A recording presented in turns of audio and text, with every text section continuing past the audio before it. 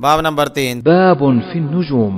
ستاروں کا بیان. وقال قتادة: ولقد زينا السماء الدنيا بمصابيح خلق هذه النجوم لثلاث: جعلها زينة للسماء ورجوما للشياطين وعلامات يهتدى بها، فمن تأول فيها بغير ذلك أخطأ وأضاع نصيبه وتكلف ما لا علم له به. اور قتادہ نے کہا، اور بلا شبہ یقیناً ہم نے قریب کے آسمان کو چراغوں کے ساتھ زینت بخشی. سورہ ملک آیت نمبر 5. اللہ تعالیٰ نے ستارے 3 چیزوں کے لیے پیدا فرمائے، انہیں آسمان کے لیے زینت بنایا اور انہیں شیطانوں کو مارنے کے آلے بنایا اور ایسے نشان جن کے ساتھ راستہ معلوم کیا جاتا ہے. پھر جس نے اس کے سوا کوئی مطلب سمجھا اس نے غلطی کی، اپنا حصہ ضائع کیا اور خام خواہ وہ معلوم کرنا چاہا جس کا اسے کچھ علم نہیں. وقال ابن عباس: هشيمة متغيرة، والأب ما يأكل الأنعام، الأنام الخلق، برزخ حاجب. اور عبداللہ بن عباس رضی اللہ عنہما نے کہا، حشیمہ بدلہ ہوا. سورہ کہف آیت نمبر 45. اور الاب جسے چوپائے کھاتے ہیں چارہ، اور الانعام مخلوق. برزخ سورہ مؤمنون آیت نمبر 100 پردہ. وقال مجاهد: الفافا ملتفة، والغلب الملتفة، فراشا مهادا، كقوله: ولكم في الأرض مستقر، نكدا قليلا.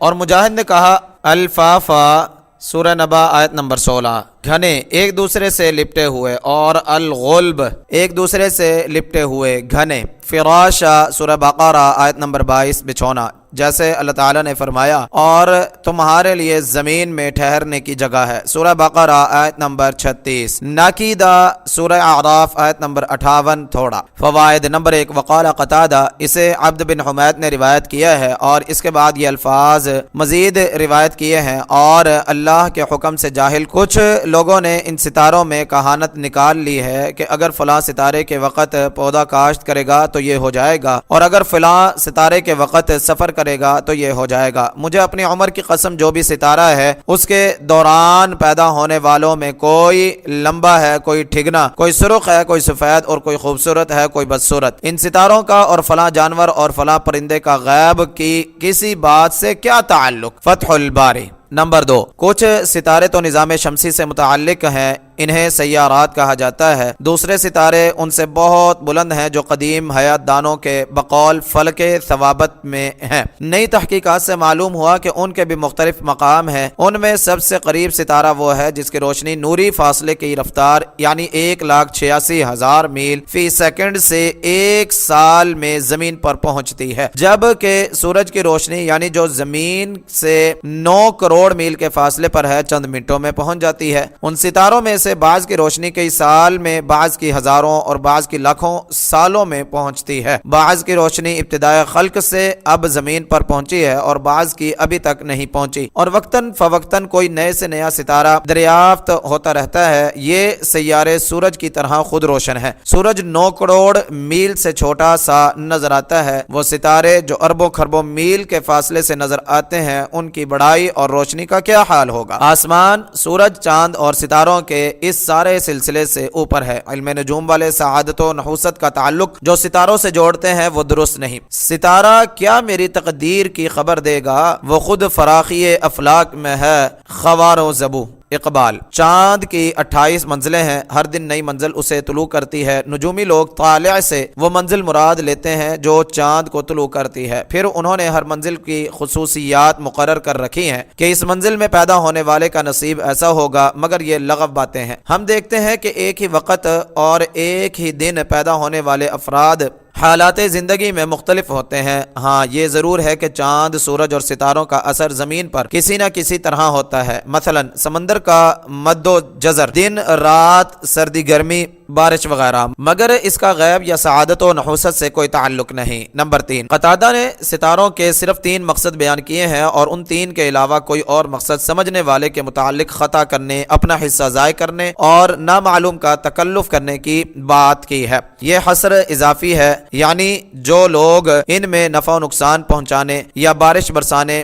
یا قحط ڈالنے کی تاثیر اور ان کا اختیار سمجھتے ہیں، انہوں نے ان کے عقیدے کی نفی کرتے ہوئے کہا ہے کہ ستاروں کا کوئی اختیار نہیں، البتہ ان کے یہ 3 فائدے ہیں۔ اگر کوئی ان کا اختیار سمجھے تو اس پر قتادہ کا صرف یہی فتویٰ کافی نہیں، بلکہ وہ اللہ کا منکر اور ستاروں پر ایمان رکھنے والا ہے، جیسا کہ رسول اللہ صلی اللہ علیہ وسلم نے فرمایا، اور اگر تجربے اور مشاہدے سے ان کا کوئی اثر یا فائدہ ثابت ہو جائے، جیسے چاند کا سمندر کے مد و جزر پر اثر ہے، تو اس کی نفی نہیں کی جا سکتی۔ البتہ یہ بات یقینی ہے کہ ستاروں سے یا ان کی گردش سے تقدیر یا غیب کی کسی بات کا علم ہونے کی بات اسلام کے بنیادی عقیدے کے خلاف ہے کہ اللہ تعالیٰ کے سوا کوئی غیب نہیں جانتا۔ نمبر 4، قال ابن عباس، امام بخاری رحمہ اللہ کی عادت ہے کہ جب وہ ترجمۃ الباب میں کوئی آیت یا حدیث ذکر کرتے ہیں تو اس سے معمولی مناسبت رکھنے والی کسی آیت یا حدیث کے بعض الفاظ کی تفسیر بھی کر دیتے ہیں تاکہ سامعین کو کچھ مزید فائدہ حاصل ہو جائے۔ حشیمہ فعیل بمعنی مفعول، حشم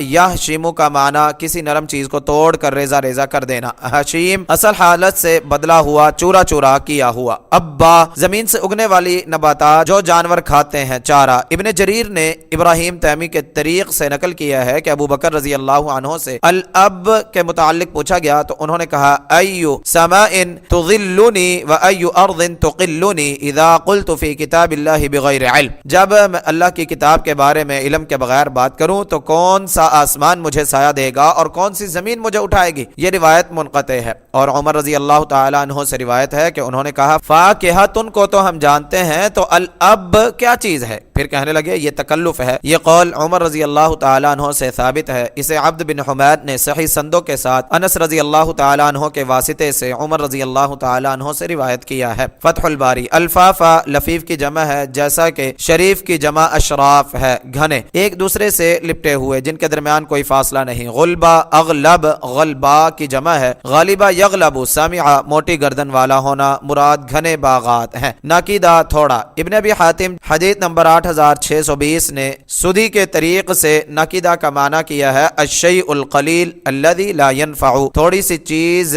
جو کوئی فائدہ نہ دے۔ اور ابن ابی حاتم ہی نے حدیث نمبر 8619 میں علی بن ابی طلحہ عن ابن عباس رضی اللہ عنہما کے طریق سے کہا ہے کہ یہ کافر کی مثال اس شور نمکین زمین کی ہے جس سے کچھ برکت حاصل نہیں ہوتی۔ فتح الباری۔